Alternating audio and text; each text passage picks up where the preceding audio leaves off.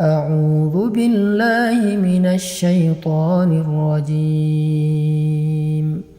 بسم الله الرحمن الرحيم. تبارك الذي بيده الملك وهو على كل شيء قدير. الذي خلق الموت والحياة ليبلوكم أيكم أحسن عملا وهو العزيز الغفور. الذي خلق 7 سماوات طباقا ما ترى في خلق الرحمن من تفاوت فارجع البصر هل ترى من فطور ثم ارجع البصر كرتين ينقلب إليك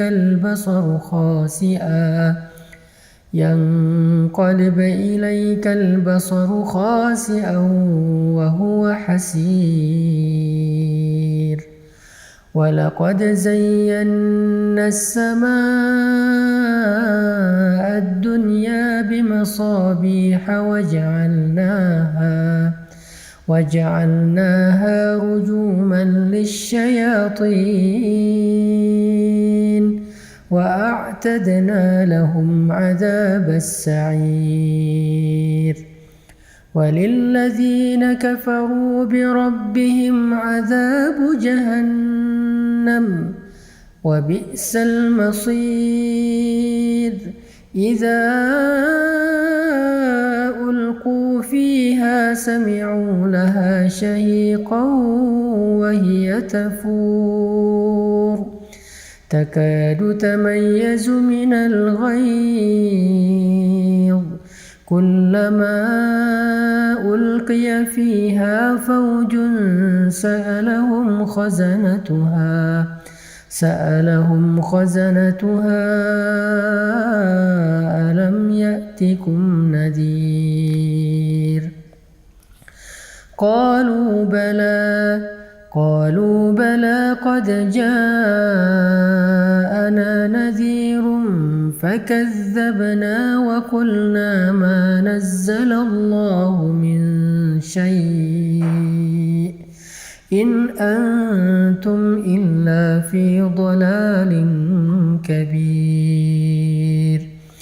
وقالوا لو كنا نسمع أو نعقل ما كنا في أصحاب السعير فاعترفوا بذنبهم فسحقا لأصحاب السعير.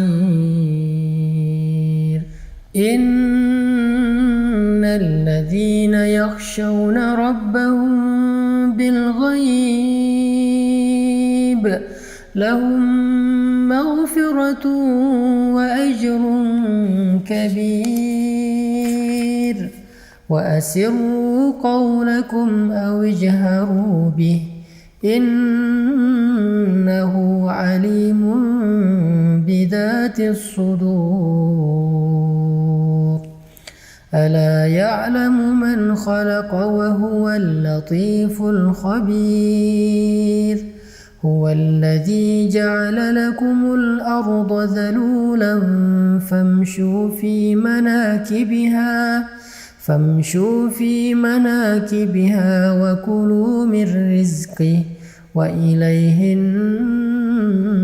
النشور. أأمنتم من في السماء أن يخسف بكم الأرض فإذا هي تمور أم أمنتم من في السماء أن يرسل عليكم حاصبا فستعلمون كيف نذير.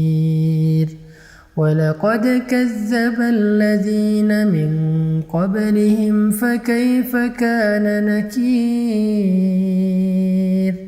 أولم يروا إلى الطير فوقهم صافات سماوات ويقبضن ما يمسكهن إلا الرحمن إنه بكل شيء بصير أمن هذا الذي هو جند لكم ينصركم من دون الرحمن إن الكافرون إلا في غرور أمن هذا الذي يرزقكم إن أمسك رزقه بل لجوا في عتو ونفور أفمن يمشي مكبا على وجهه أهدى أمن يمشي سويا على صراط مستقيم قل هو الذي أنشأكم وجعل لكم السمع والأبصار والأفئدة قليلا ما تشكرون قليلا ما تشكرون قليلا ما تشكرون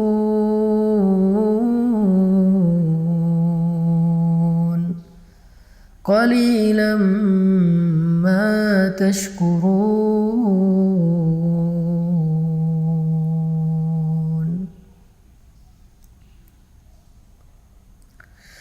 قل هو الذي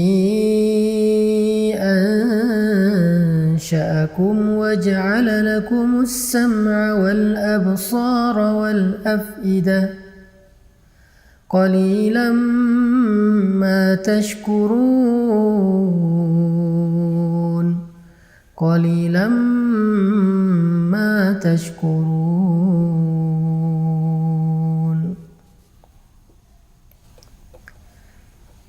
Katakanlah, Dialah yang telah menciptakan kalian, lalu menjadikan untuk kalian pendengaran, penglihatan, dan hati, dan akal pikiran.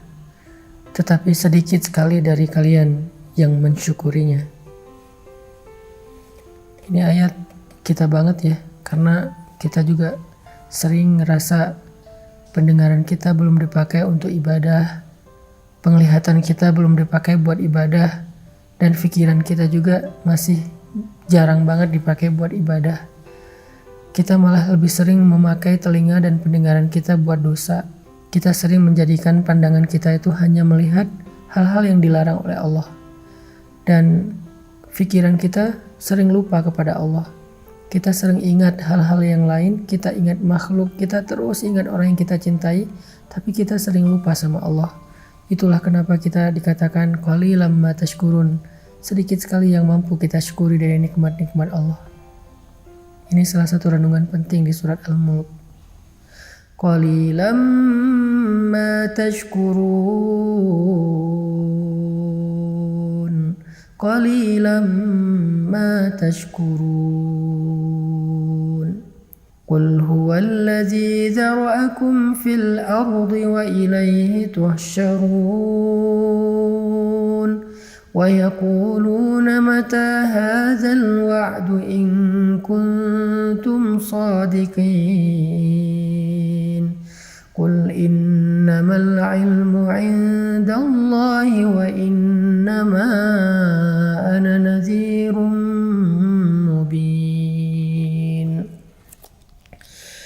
فلما رأوه زلفة سيئت وجوه الذين كفروا وقيل هذا الذي كنتم به تدعون قل أرأيتم إن أهلكني الله ومن معي أو رحمنا فمن يجير الكافرين من عذاب أليم. قل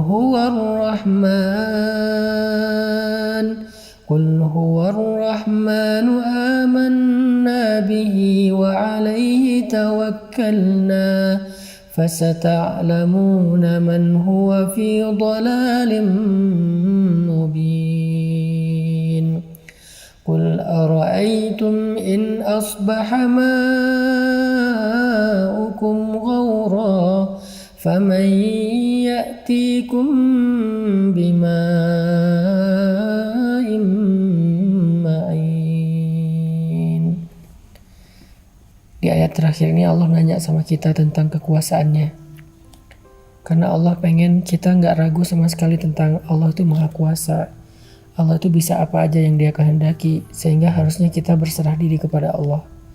Makanya Allah nanya di ayat terakhir, coba kalian sebutkan, kalau sumur kalian menjadi kering, kalau tanah kalian menjadi gersang, kalau sungai-sungai kalian nggak lagi mengalir, maka siapa yang mendatangkan untuk kalian air yang jernih? Siapa yang menurunkan hujan? Siapa yang menjadikan tanaman-tanaman kita bisa tersirami dengan air lalu tumbuh dan kita menikmati hasilnya? Siapa yang menjadikan sumur-sumur kita menjadi penuh? Allah Subhanahu wa Ta'ala, Maha Kuasa, memelihara kita. Itu Allah baru ngasih satu contoh, yaitu air ketika kita dalam musim kemarau yang panjang. Kalau dalam contoh ini aja kita yakin bahwa Allah Maha Kuasa, Allah lah yang selama ini ngasih kita rezeki, ngasih kita pemeliharaan. Terus kenapa kita nggak berserah diri aja sama Allah Subhanahu Wa Ta'ala sehingga hati kita menjadi tenang? Kenapa kita nggak memperbaiki hubungan kita dengan Allah sehingga ketika kita butuh Allah, Allah akan membantu kita? Makanya Allah bertanya tentang surat Al-Mulk, surat tentang kekuasaan Allah. Allah nanya, kalau sumur kalian kering, siapa yang mendatangkan kalian air yang jernih?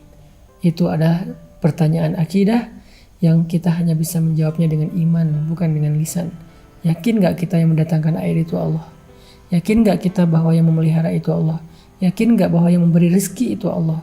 Sehingga kita gak boleh merasa kecil hati, putus asa, hanya gara-gara kita kehilangan seseorang yang berpengaruh bagi kita.